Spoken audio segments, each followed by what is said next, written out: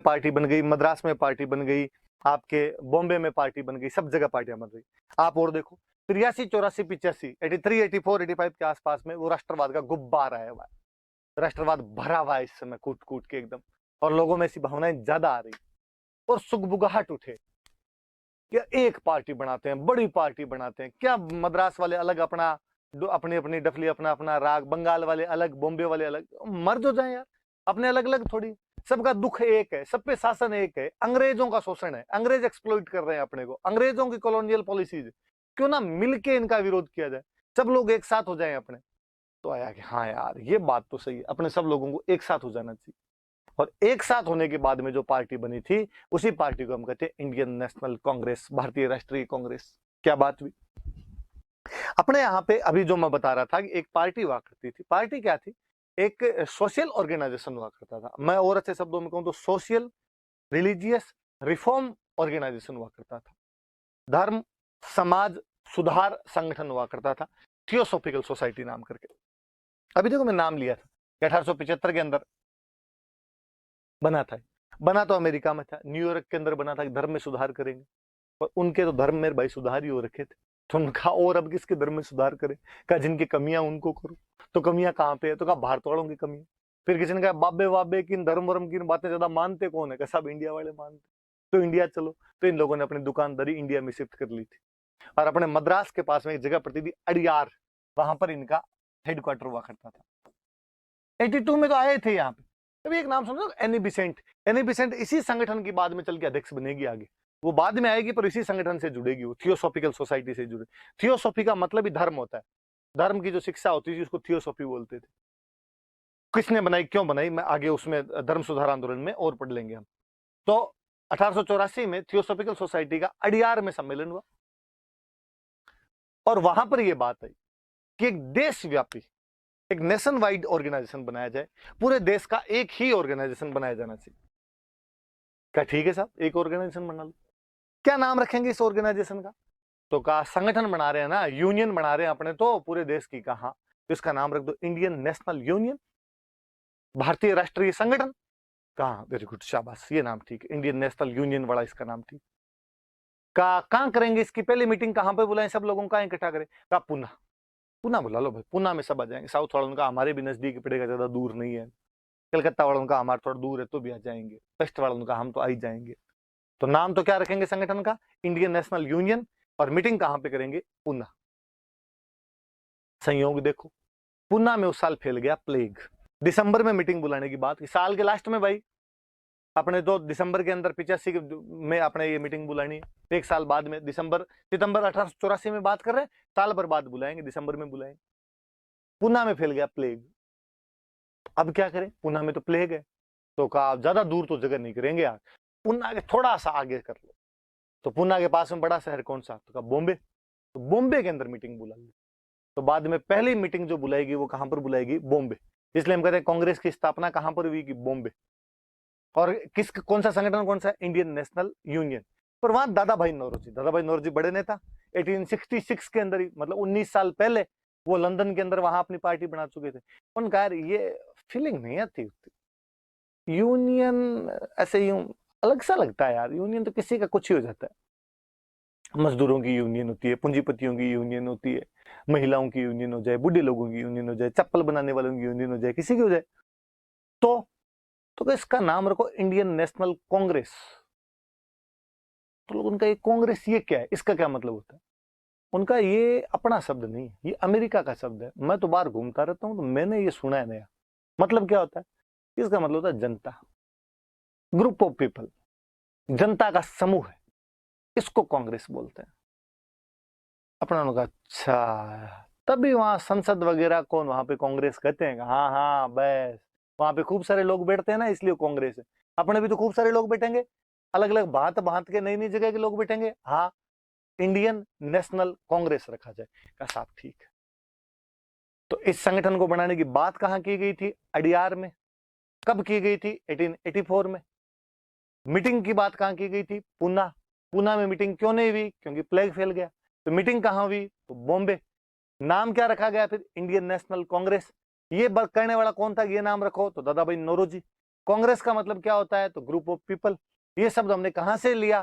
तो north America से लिया हुआ है, उत्तरी अमेरिका से लिया हुआ एक शब्द है, याद रहेगी आपको। और यहीं से, उसी दिन से हम ये मानते हैं कि भारत में नेशनलिज्म का डेवलपमेंट हुआ था, भारत में राष्ट्रवाद का विकास हुआ था। तो ये बात याद रखनी भाई अपने एक तो। अब आगे बढ़ते हैं अपने।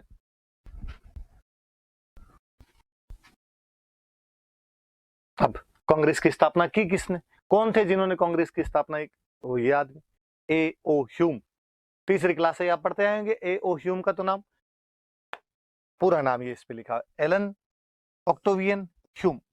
ए ओ ह्यूम का दो आप भले, या एलन ऑक्टेवियन ह्यूम का दो। यही वो बंदा था जिसने सबसे पहले ये कहा था कि बिखरे हुए लोग कितने भी ताकतवर हो तो भी सरकार के खिलाफ चुनौती प्रस्तुत नहीं कर पाएंगे।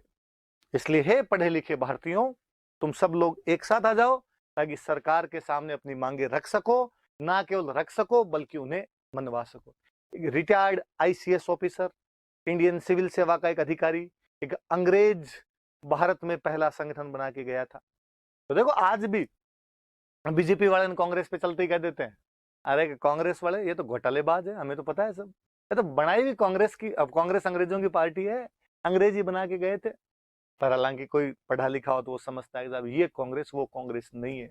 इसके बाद तो कई चेंज आ गए इस कांग्रेस के अंदर तो, पर फिर भी कांग्रेस का जो मूल रूप है वो ए ओ ह्यूम द्वारा रखा गया था। वो भाई साहब ये अपने ए ओ ह्यूम है जो कांग्रेस के संस्थापक थे। इन्होंने इस अडियार वाले सम्मेलन में के अंदर ये बात कही थी कि हमें एक नेशन वाइड ऑर्गेनाइजेशन की नीड है।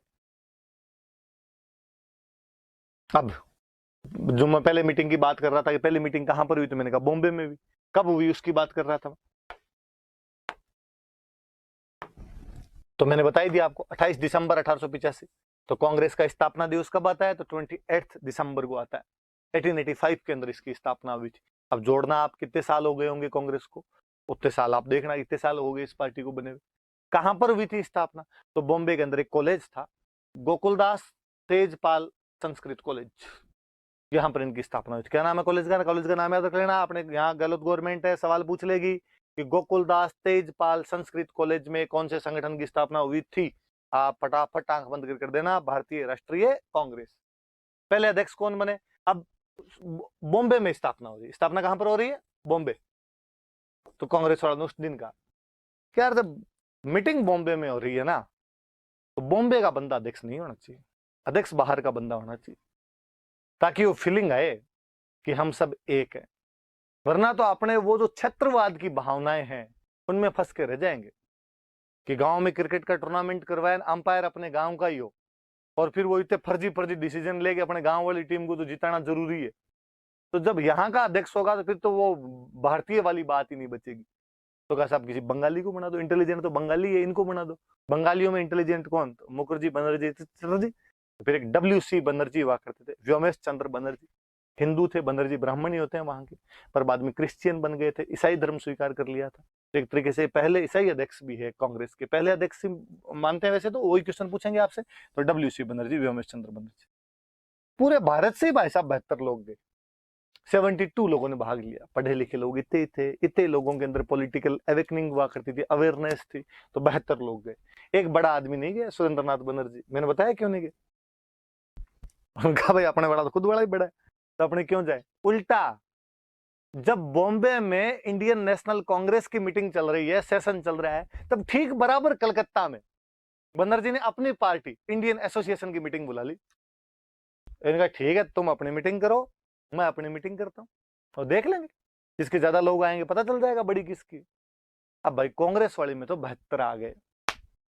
बनर्जी ने सुबह सुबह टेंट लगाया, पानी वानी छिड़क के, सोफे वोफे लगा के, एक कुर्सी पे खुद बैठ गए, कोई आया नहीं।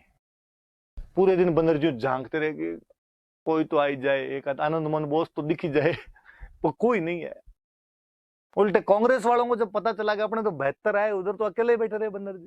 कांग्रेस वालों ने शाम को फोन कर करके और मजे ले लिए कि हमारे तो थोड़े ही लोग थे, नई नई पार्टी बनी है ना, 72 है, 72 ही लोग आए थे। आपकी तो पुरानी पार्टी है, बड़ी पार्टी है, हमने सुना गैदरिंग खूब थी, टेंट ही छोटा पड़ गया था आपके, इतनी भीड़ आ गई थी। अब सुरेंद्रनाथ बनर्जी भी क्या कहे, उन्होंने भी कहा कि नहीं नहीं इतनी तो नहीं थी, नहीं मीडिया वाले थोड़ा ज्यादा छाप देते हैं, बाकी इतना भी हमारा तो क्राउड नहीं था। सावों का थोड़ा टाइम चल रहा है, इस वजह से थोड़े लोग कम आए थे, वरना हमारे भीड़ थोड़ी ज्यादा ही हो जाती है। हालांकि मन ही मन दोनों जाने कि तुम्हारे बंदा कोई नहीं आया था। इसलिए बाद में याद रखने वाली बात कि सुरेंद्रनाथ बनर्जी ने पहले अधिवेशन में भाग नहीं लिया था। आपसे कोई नहीं पूछेगा कि पहले अधिवेशन में कौन कौन गए थे, कि आप कहीं 72 लोगों के नाम याद करने बैठ जाओ। कई भुंगड़ होते हैं जिनको ये होता है कि नहीं ये क्वेश्चन पूछ सकते हैं, कौन कौन गए थे, उन लोगों के नाम तो याद होने चाहिए। अरे नहीं भाई, याद ये रखना है कौन नहीं गया था, तो सुरेंद्रनाथ बनर्जी नहीं गए थे। अध्यक्ष कौन थे, तो व्योमेश चंद्र बनर्जी इसके अध्यक्ष थे। तो अध्यक्ष भी बनर्जी, जो नहीं गया वो भी कौन हो गया, आपके बनर्जी हो गया। तो ये थे। कितने प्रस्ताव पारित किए गए, 9, ये याद रखना, ये पूछेंगे पहले अधिवेशन में कितने प्रस्ताव पारित किए गए थे, तो 9 प्रस्ताव पारित किए गए थे पहले अधिवेशन के अंदर।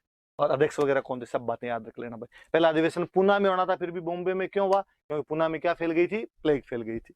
और किसके नाम पर कांग्रेस रखा गया, किसके कहने पर, तो आपके दादा भाई नौरोजी कहने पर। ये 72 लोग बैठे हुए देख लो आप। और the first Indian national Congress 1885 गिन लेना आप एक एक आराम से घर पे बैठे बैठे। और तो निकम्यों करोगे क्या गिनना है इनको। अब 9 प्रस्ताव और लिख दिए इन्होंने इस बार में, आपने बैठे हैं तो इसके अंदर ये भी कर लेते हैं। हालांकि ज्यादा काम के नहीं है, पर सुन लेना। हमने एक मांग ये की कि भारतीय शासन विधान के हमारे जो भी कानून है, विधान मतलब कानून, भारतीय शासन के जो कानून, इनको चेक तो करो रे। कब बनाए थे तुमने, 57 की क्रांति के बाद में क्वीन विक्टोरिया का राज आया था, और 1858 के अंदर क्वीन विक्टोरिया डिक्लेरेशन लेके आई थी, और तब तुमने कोई नियम बनाए थे। फिर थोड़े चेंज किए थे 1861 में आके, 1861 के अंदर चेंज किए थे थोड़े, उसके बाद चेंज ही नहीं किए।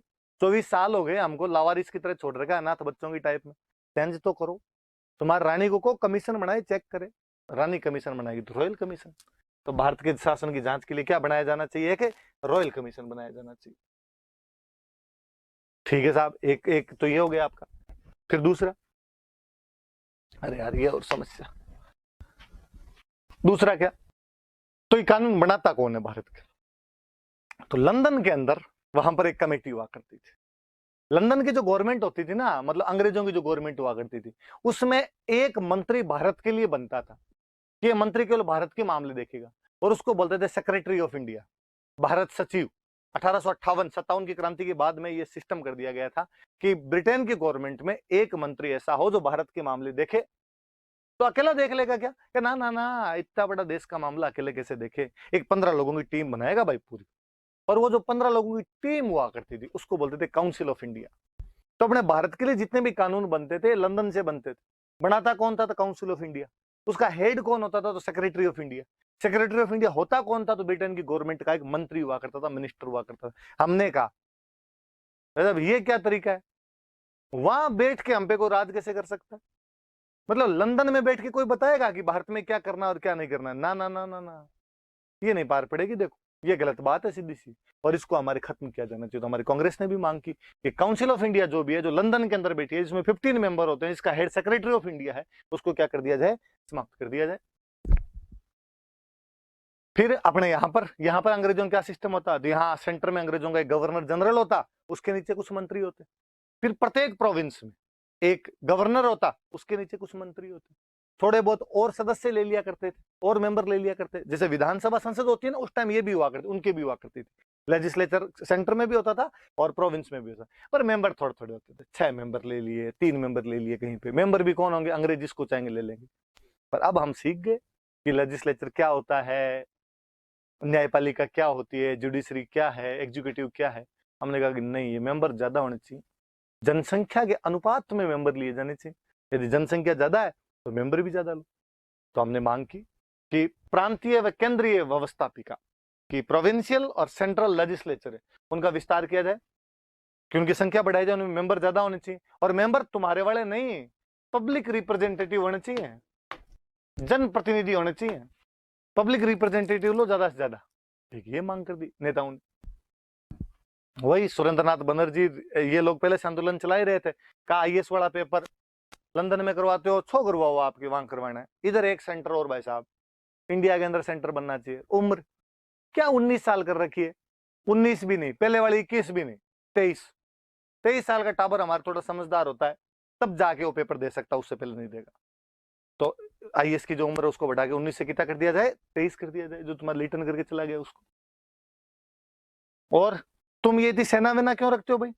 अंग्रेज तुम टैक्स ज्यादा लेते हो हमसे, अंग्रेजों का टैक्स तो लेना पड़ेगा, तुम्हारी रक्षा के लिए सेना रखनी पड़ती है। कहा हमारी रक्षा की जरूरत ही नहीं, कोई रक्षा नहीं करनी है हमारी, तो हमारी रक्षा अपने आप हो जाएगी। भगवान है करना वाला सा, मारना और जीवान वाला थे कौन हो?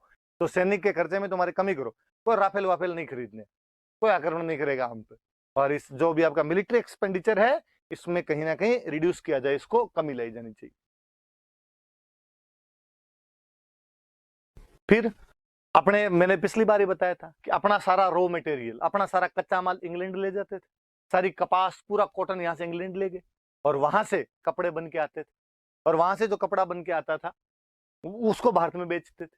अब वो जब भारत में बिकेगा कपड़ा, तो भारत का जो हैंडलूम इंडस्ट्री थी, भारत का जो हथकरघा उद्योग था, भारत का जो कपड़ा था, वो लोग खरीदते नहीं, क्योंकि भारत वाला कपड़ा वो मशीनों से बन के आता, थोड़ा वैसे अच्छा होता, वो थोड़ा सस्ता भी हो जाता था, यहाँ वाला थोड़ा महंगा पड़ता था। तो हमने कहा कि तुम इसको महंगा करो, हमारे वाला सस्ता रहना चाहिए, तुम्हारे वाला महंगा रहना चाहिए। अंग्रेजों ने कहा ऐसे कैसे कर दे? हमने कहा टैक्स लगा दो, वहां से उनका जितना भाव पड़ेगा वही पड़ेगा। हमने कहा टैक्स लगाओ, इंपोर्ट टैक्स लगाया जाए, आयात कर लगा दिया जाना चाहिए। इंग्लैंड से आयातित कपड़े जो भी है, इंपोर्ट किए हुए क्लोथ जो भी है, उन पे तुम एक इंपोर्ट ड्यूटी लगाओ, उन पे आयात कर लगाओ, ताकि महंगे हो जाएंगे। महंगे हो जाएंगे तो हमारे यहाँ के जो भी उद्योगपति है उनका कपड़ा बिकेगा, उनका कपड़ा बिकेगा तो उनको फायदा हो जाएगा। और हमने कहा इन मिची मिची आंखों वालों को अलग करो रे, इन बर्मा वालों को हमारे साथ मत रखो। अंग्रेजों ने बर्मा को अपने साथ में मिला रखा था। पहले 1824 से 26 के बीच में बर्मा से युद्ध किया था, थोड़ा बर्मा उसमें तोड़ लाए थे, और बाद में डलहौजी के टाइम में थोड़ा बर्मा और तोड़ लाए थे। तो हमने कहा ना ना, ये इनको अलग रखो। आंग सान सू की, हमारे नाम समझ नहीं आते यार इनके, क्या करना है इनका? इनके साथ तो आंखें चार भी नहीं की जा सकती है, और हमारे साथ नहीं, अलग कर दो प्लीज, अलग कर दो इनको। तो अरे बर्मा को भारत से अलग करने के लिए तो हमने खूब आंदोलन चलाए हैं। फाइनली अंग्रेजों ने 1935 में बर्मा को अपने से अलग किया था, वरना 1935 तक बर्मा अपना ही था। तो आप मान लो यदि हम विरोध नहीं करते तो 47 में भी बर्मा अपना रहता, और 47 में बर्मा अपना रहता तो रोहिंग्या सारे अपने ही होते। फिर जो अपने कहते हैं रोहिंग्या की समस्या चल रही है, तो फिर समस्या अपने पास वैसे ही आ जाती। अब तो वो वैसे आ रहे हैं, वरना वैसे ही रह जाते अपने। और का आज की मीटिंग में जितने भी प्रपोजल लिए गए हैं, जितने भी डिसीजन लिए गए, ये सब स्टेट के अंदर भेजो। बॉम्बे में बैठ के लिए बंगाल मद्रास वाले जो नेता बच गए उनको भी भेजो, और उनको कहो भाई तुम्हारी भी क्या क्या डिमांड है, और इसमें जो डिमांड है उसके अनुसार वो मांगे करो, ताकि इंप्लीमेंट करवाई जा सके इनको। फिर किसी ने कहा ये तो बताओ अगली साल कहाँ मिलेंगे, इस बार तो बॉम्बे में मिल लिए, मीटिंग तो हर साल होनी चाहिए। तो कहा बॉम्बे में मिल लिए, अब कलकत्ता पश्चिम में मिलिए, अब पूरा ठेठ इधर से उधर चलेंगे अपने तो। और कहा सुरेंद्रनाथ बनर्जी इस बार वैसे नहीं आए थे, तो बनर्जी कहा कि सर कोई बात नहीं, इस बार नहीं आए तो अगली बार हम आपके घर आ जाएंगे और वहां पर आप हमें मिल जाना। इसलिए 1886 में कलकत्ता में जब कांग्रेस का अधिवेशन हुआ, तो सुरेंद्रनाथ बनर्जी ने कांग्रेस में अपना मर्जी कर दिया था। उनका जब घर ही आ गए आप चला के, तो हम भी आप में मर्ज हो जाएंगे। तो कांग्रेस का अगला अधिवेशन कहां बुलाया जाना चाहिए? कलकत्ता। ये 9 मांगे उस समय कांग्रेस द्वारा की गई थी, 9 प्रपोजल कांग्रेस द्वारा रखे गए थे। आप देखिए मित्रों, इनमें से एक भी डिमांड किसानों की नहीं है, एक भी डिमांड मजदूरों से संबंधित नहीं है। मोदी जी को पता नहीं है, वरना मोदी जी कह दे कि कांग्रेस जब से बनी थी तब से आज दिन तक किसने किसानों और मजदूरों को भला नहीं चाहे। ये क्वेश्चन बनेगा, याद रखना, कोई पूछेगा इनमें से सत्य कथन बताइए, असत्य कथन बताइए, कोई लिखेगा कांग्रेस के पहले अधिवेशन के 9 प्रस्तावों में से 4 प्रस्ताव किसानों तथा मजदूरों से संबंधित है। आप कहना ना, एक भी प्रस्ताव किसान या मजदूरों से संबंधित नहीं था उनमें से। याद रखने वाली बात ये 9 याद रहे नहीं रहे वो बात याद रखना, इनमें से किसानों मजदूरों के लिए कुछ भी नहीं था।